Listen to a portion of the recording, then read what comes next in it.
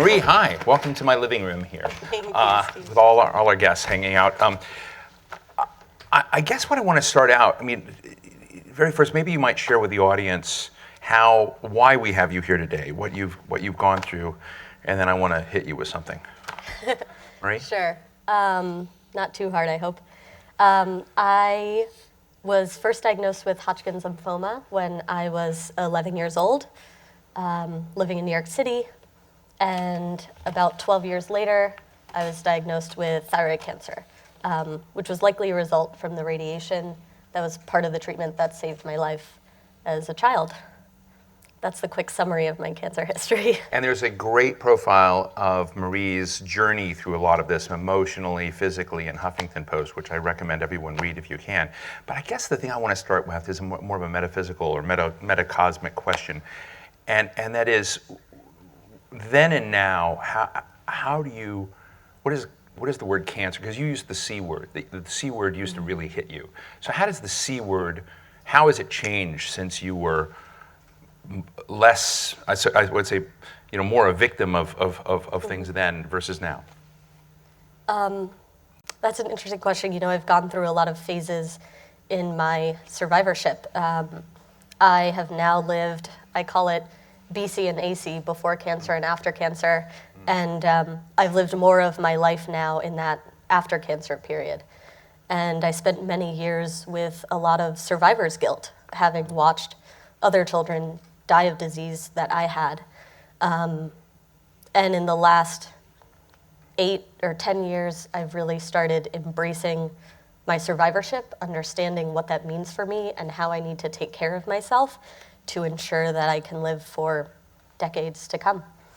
One of the things I think we're trying to explore today is the kind of broad issue of how to get more focus, resources, look at the kind of ecosystem around children that have cancer. And as someone who's gone through it in real terms, did you ever feel, particularly now that you know so much more about it, but did you ever feel like you were a victim of those circumstances, of undertreatment, of neglect, of misdiagnosis, or too much dosage? I mean, I'm just interested with somebody who comes out of there, in terms of the, a more ruthless look at what you got then. Do you feel like it lacked in some way? I think I definitely wouldn't use the word victim. Life happens. Life is full of challenges. And for me, I had 2 of what people like to call the good cancer, which is something else we could talk about another time. But both cancers I had have relatively high survival rates and have tolerable treatments compared to other cancers. But when we're looking at those survival rates, we're looking at a 5-year survival rate. Mm-hmm. I was 11 years old when I had my first diagnosis. And there's pretty good Sweet 16 parties in New York, but I was looking far beyond that. When you're a child that's diagnosed, you're looking at 20, 50, 60 years down the road. But I'm incredibly grateful, the Hodgkin's that I had. In the 1960s, the survival rate was 53%. By the time I was diagnosed, it was 93%. So that's something that I'm grateful for every single day, but I know that we can still do better. I don't know if she's here, Nancy Goodman. Is Nancy here by any chance? Nancy. Many of you may know Nancy Goodman. She's a friend who founded a group called Kids vs. Cancer. There's another guy I've gotten to know who founded something called Stupid Cancer, and he has Cancer Con out in Denver. I love him. And, you kind of see this, muscularity and response of kind of looking at kids and how they, and children and other players in the system and sort of strengthening them in the process. In the time period that you've been thinking about this and have gone through it, have you felt a change, any net positive change in the ecosystem from some of these folks are doing? Oh, absolutely. When I was first diagnosed, there was no social media, no cell phones, no Facebook. It was a time that was pretty isolating. Good friends that I met in the hospital, we didn't keep in touch beyond that. Now I have communities online, events like CancerCon, where you can connect with people that understand. I haven't been to CancerCon yet. Is it cool? It looks kind of cool. Just Is that the wrong word for it? But it does kind of cool. look like a big, fun convention about cancer and what to do. I mean, and how at to the get end of better the and day, stronger. really just connecting with another person that understands what you went through, that knows the sounds of an MRI machine or what a Metaport is. Having people like that in your life and being able to open up about what I went through is something that has been incredibly powerful for me. So you and I have a mutual friend, I won't use the past tense, who was here in the same stage last year with me, Mary Billington, wonderful, incredible person, 4-time cancer survivor, and had it as a pediatric. She really was a person that went through this, helped me understand a lot of the journey. Incredible person with kids and children, and she and I became good friends. But tell us your story about Mary Billington, because I think she was one of the people you hung out with too.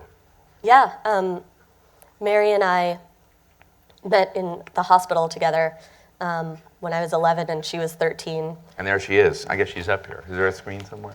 Okay, cool. Mary was very cool. Mary and was very she cool. actually did hold that big duck.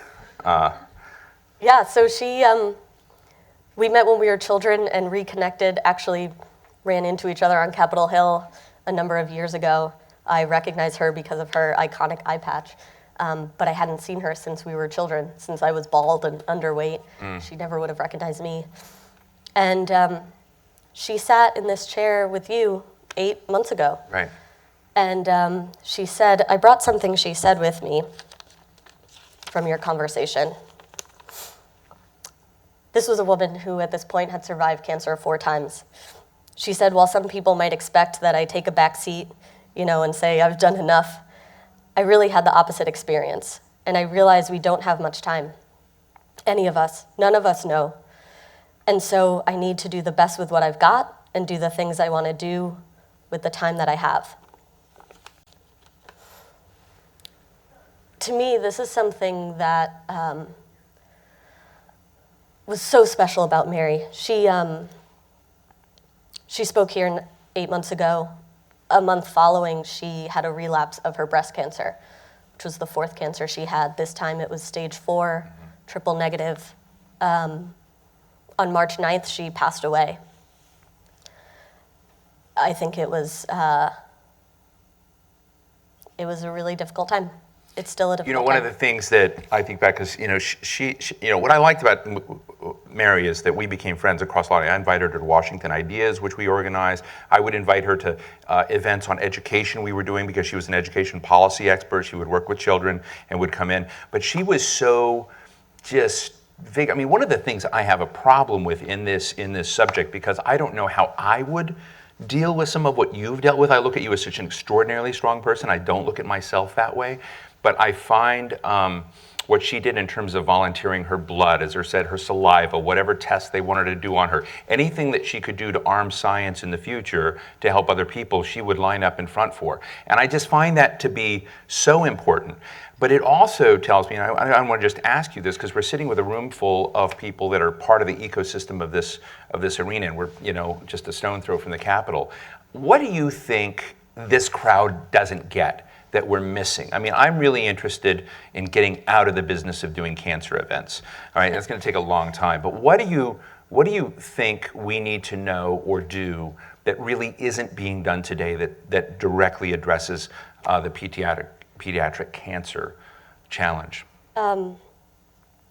There's 2 things. One, what you first mentioned about Mary, about constantly giving back, this attitude she had, I think, was something really special. She had cancer 5 times in the 30 years that she was alive. And she knew the pain and the cruelty and the unfairness that could come with life, but she chose not to live in fear of that. Instead, she just lived with an awareness that life could be unfair, that things could change for her at any point, and took that and flipped it around and used it as a reason to be grateful for every day that life was not that way. And she used that drive to get incredible things done in the years that she had. So for what I would like people to take away is that, we're looking at these 5-year survival rates, but when you're diagnosing children, we're looking to live not to 16, but to 60. We're looking at risks that we have for decades after the treatment. My second cancer came 12 years after my treatment, and I'm at risk for more beyond that. So I want to go to the audience just for just a quick question with you. But one of the things I know you've talked about is exactly this, is that the long-term health tracks that people have are costly, that the costs are very high. Do you have any insights on what needs to be done to sort of address that? Because people, I think, miss the fact that once you're supposedly in remission or, i.e. cancer-free, people think that that's it, it's done. But I've seen you make the point that that's not, in fact, the case. Yeah, it's not. And, I think it's something that's tough for a lot of survivors to talk about because, first and foremost, I'm grateful to be here and be alive.